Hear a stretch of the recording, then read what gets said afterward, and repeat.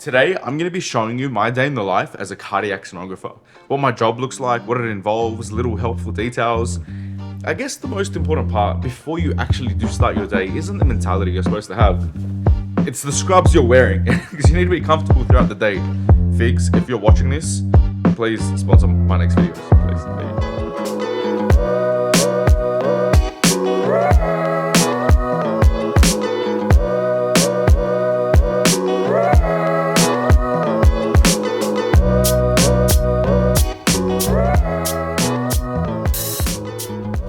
Okay, so I'm about to head off to my first clinic, and before we get there, me and you need to have a discussion, especially about this job and why you want to do it. So every time I posted a cardiac sonography video, whether it was on YouTube or TikTok, I was always flooded with DMs or comments, people asking the same thing.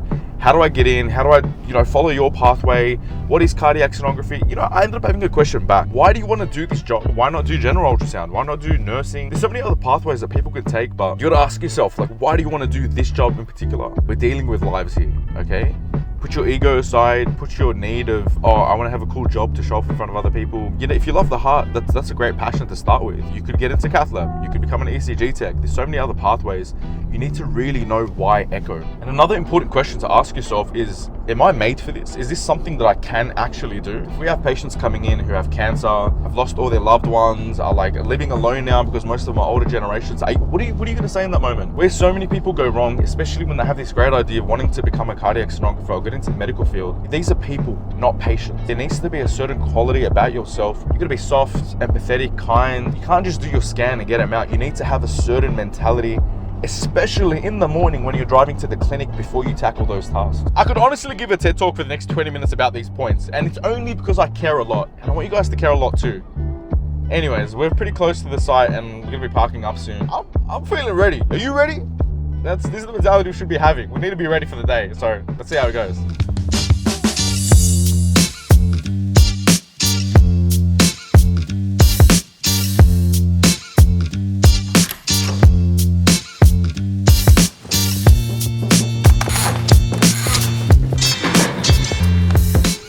One of my biggest pet peeves are sonographers who leave the gel bottles empty for the next sonographer, which means I've got to waste another 5 to 10 minutes trying to fill this up, and the patient's here. May have overfilled this.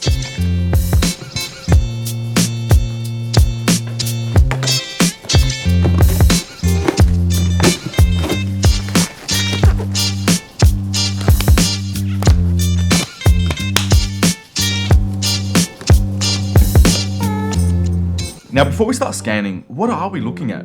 Well, if you guessed the heart, then you're pretty much bang on the money, considering the fact that it's called cardiac sonography. So we end up using a few number of acoustic windows to get specific images or views to assess the heart in essentially every single view. Ultrasound, think of it as like a 2D super sharp razor that's cutting through a 3D structure. The first image, and I'll give you a quick summary, is going to be our parasternal long axis image. We get to see the left ventricle pumping, see if there's any regionals initially. We also get to have a look at the mitral valve and the aortic valve to check for any initial regurgitation, measure our aortic roots, and also our ascending aorta, which is sometimes very prone to dissection or rupture if it gets too dilated. So we end up doing the parasternal short axis image. Here we can see the aortic valve, see if it's trileaflet or not, and then we end up moving all the way down towards the ventricle at the mitral level, papillary muscle level, and then again, if you're really good enough, all the way to the base of the apex. See if the patient's had an ischemic attack, all that kind of stuff. We want to see if there's any abnormalities with the wall motion. After that, we end up scanning the apicals, which is essentially shooting the ultrasound probe from the apex all the way up. So we go from our 4-chamber to our 2-chamber, 3-chamber, which you can't really see clearly on this, but you can definitely see on the ultrasound. And what we're doing is assessing all the LV segments, because different coronary arteries will supply different parts of the wall. So if there is any perfusion abnormalities or there's been previous ischemic attack, we're going to be able to see it if we can optimize well to see the walls in the 4-2-3 chambers. What you're now going to do, especially as a trainee sonographer, is you're going to open your list for the day, check for previous referrals, see what all your patients are coming in for, see if they've had previous echoes, and get your brain in the right mentality of what you're going to be assessing today. And then when your patient first arrives, you're going to greet yourself, Be extremely nice, make them feel as comfortable as possible. Don't forget, this is probably their first time doing this, and it's scary. Imagine I'm gonna go get an ultrasound on my heart. Like, I would have never thought that I'd have to do something like this. Most people are so scared to find out that there is something wrong. So you need to calm them down and make sure they have good energy and, they're having an enjoyable experience from the second you say hello. And it's as simple as going to the door and being like, Jacqueline, hi, good morning, how are you? My name is Yusuf. I'm gonna be doing your scan today. You ever had one of these scans before? It's really simple. It's just an ultrasound scan of the heart, and we're pretty much going to be using the ultrasound probe with a bit of jelly, which can be a little bit cold, to have a look at all your valves and assess how you're feeling. How are you feeling lately, by the way? This is a great opportunity to see if they've had any previous symptoms. Are they dizzy? Did they get short of breath? Is there anything different to what the referral is telling you? Anyways, that is my summary for patient interaction and getting set up. Let's go start our day.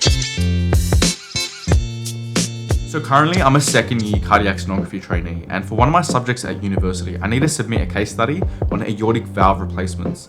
I got so lucky, my first patient has an aortic biprosthesis, so let's go through it. Our first image was the deep view of the parasternal long axis image, and there's no pericardial or pleural effusion. There is a trivial amount of mitral regurgitation. Now this is where we're starting to interrogate our aortic biprosthesis. We can clearly see, different to a normal valve, we have these two fixed struts. This is where the aortic valve biprosthesis is seated, and it seems fixed. It's going to be a ring that we'll look at later. I'll measure our ascending aorta. 4.2 centimeters is dilated, but later on I ended up finding that it tapered off, and towards the aortic arch it ended up getting a little bit smaller. And note this, I've got a velocity of 1.89. Anything less than 2 isn't physiologically accurate. So what I've done here is I didn't measure it as TRV max, but I just put it as a caliper. Tilting up, we can see the main pulmonary artery and our bifurcation point here as well. The leaflets look thin with a trivial amount of regurgitation. Now this is our parasternal short axis that I was speaking about. So again, went from the parasternal long, aortic valve in the center, and then that 90-degree rotation, and we'll end up exactly on the aortic valve. I've pulled down a rib space, and we can start seeing more definition of the biprosthesis. Coming down to our mitral level of the parasternal short axis. Throw some color on. Papillary level, again, what we spoke about earlier. Look how with the muscles contracting in nicely. Okay, there's no signs of ischemia or perfusion abnormalities down towards the apex. These are my very beautiful apical images. We can clearly see the atria, the right ventricle, left ventricle, and everything is contracting nicely. Here we have our apical 5 chamber. All I've done is tilt to open up the LVOT. Again, the zoomed view. The aortic valve prosthesis is what I really want to show off. Even here, I've done like a colored zoomed view of that too. And then back to my standard colored unfocused view. What we want to do for any valve replacement is show the doctor the hemodynamics of that valve. The Vmax, the pressure gradients, the velocities, everything. And what I've done here is I've attempted a peed-off probe, which is this one here. It is a blind continuous wave probe. So you can't see anything. And all you can do is put it on the patient and then hear the noises and try and get the same signal. It's almost like a Jedi mind trick, but it is so useful in being able to obtain the maximum velocity through those valves.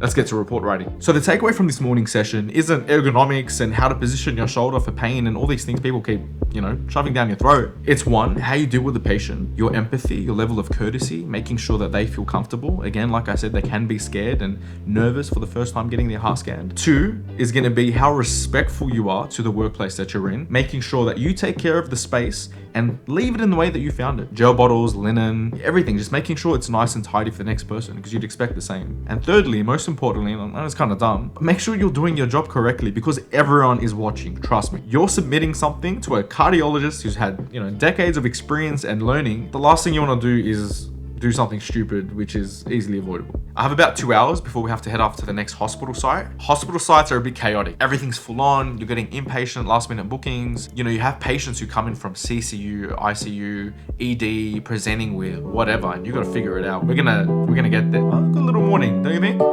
Next site.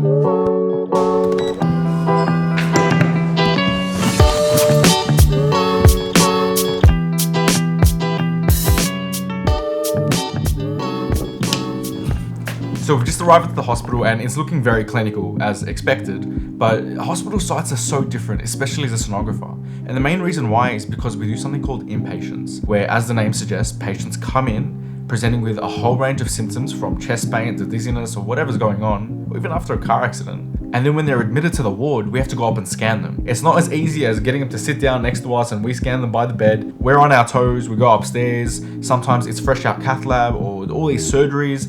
You never know what's gonna happen. Another thing about working with hospital sites is that the scans aren't just your normal echoes. Yes, we do stress echoes, but we also do transesophageal echoes, where there's a special probe that goes down the patient's throat while they're half sedated, and they get to scan from inside. One of my absolute favorite things about working in a hospital site as a cardiac sonographer is that if time permits it, and you have a good enough relationship with the cardiologist, you can go watch the surgeries be performed, the procedures. We're gonna go have a look at some of the pacemaker insertions done by one of our cardiologists, as well as stenting too. It is a whole different world, and can I just say, when I saw the cardiologists in their real world practice doing the surgeries for the first time, I just looked at them completely different. Like, I was so amazed about the skill needed to do what they do. It is something amazing, and I'm so glad and happy to be able to share, at least visually, what that looks like with you guys. So let's go head up. For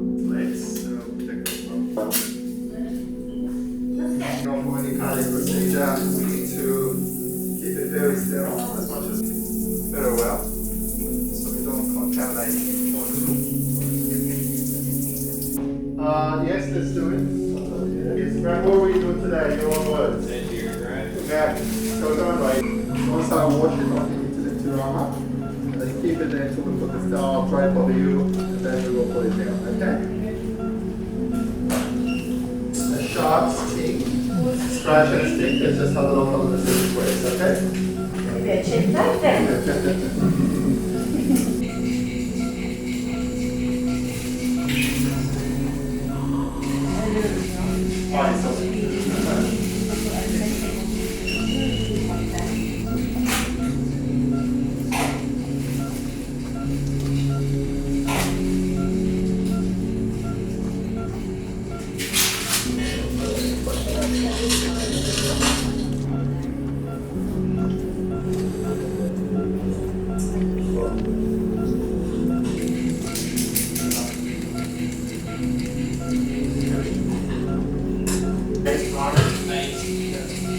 Ready for that? 2 liters.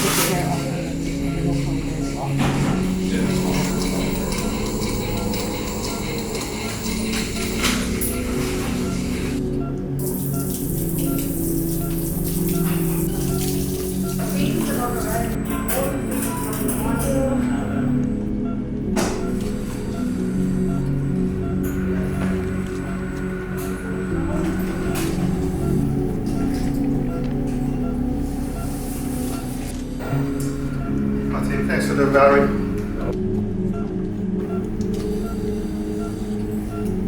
Yes. I can't see you on It's capturing and getting out. Yeah, we're on the aptitude. Where that red pin is.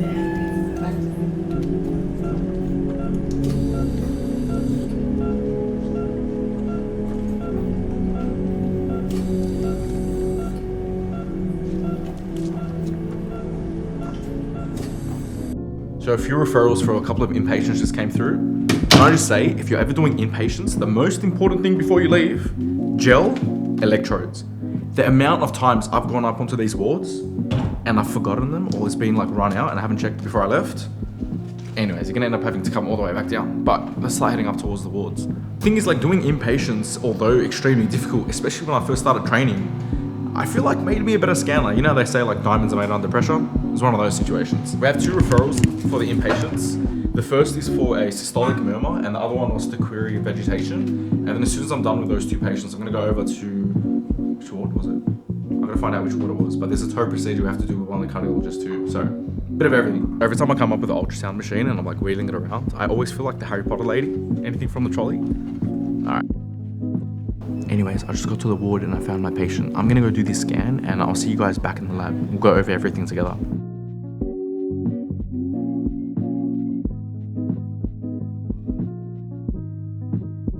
The hardest part about doing inpatients is that when I first started, you need to know how to do an actual report without the computer. And this is what we were speaking about earlier, about relying on the software and templates. You're on the ward. A doctor or cardiologist has referred that inpatient for that echo. So you got to do a handwritten version of that report by knowing your normal, knowing your mild, your moderate, severe values for everything, so that you can instantly give the doctor something so they can assess, do more examinations, whatever it is.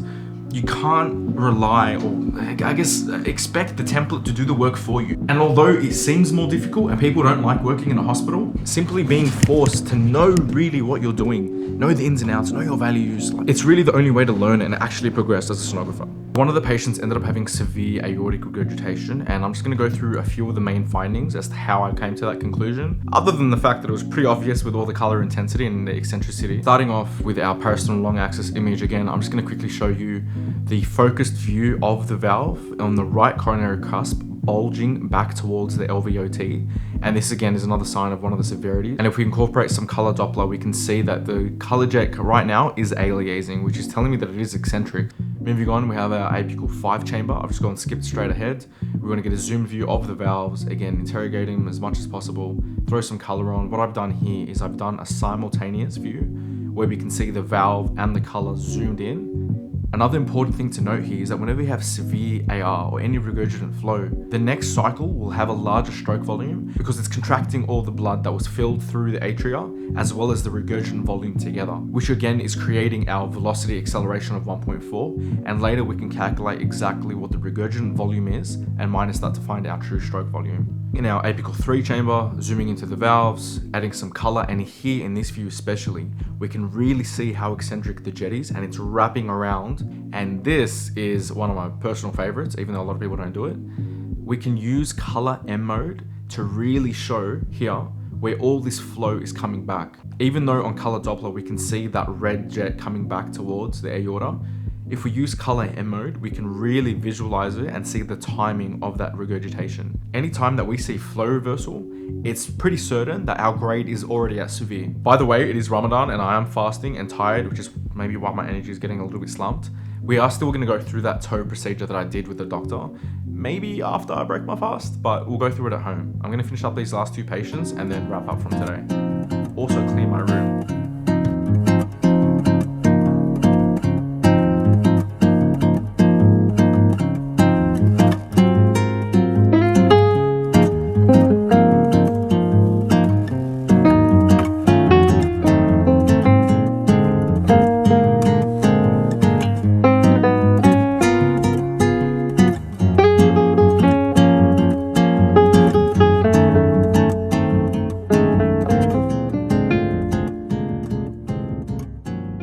And now we get to this part of the night, where I get to decompress, mentally process everything that happened today, delete all the pathologies out of my brain and get ready for tomorrow all over again. But let's quickly look at that toe that I was speaking about earlier. So what a transesophageal echo is, it's kind of like a radial ultrasound probe that can image all the way around. It's like a 360 ultrasound probe that goes down the patient's throat, and it has amazing application. One of the most important things that they can use it for is left atrial appendage assessment. We don't really get to see it too much on 2D echo, but you can really see if there is a thrombus there, as well as prosthetic valves assessments.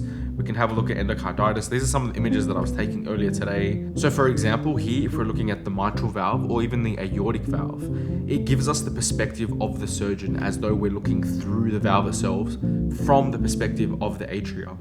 Again, when it comes to triclip and mitral clip insertions, this can be extremely powerful because look at the definition that we're able to achieve. Okay, I think I'm burnt out. On the other hand, we still have a lot of pathology to discuss together, so drop a comment. Let me know what you guys want to assess next. What do you want to look at? Or even if you want more day in the life vlogs, let me know, because I actually enjoy showing you guys what I do on a daily basis. Ready? Like, subscribe, put your notification bell on, the whole rest of it. I am gonna go to bed, and I'll see you in the next one.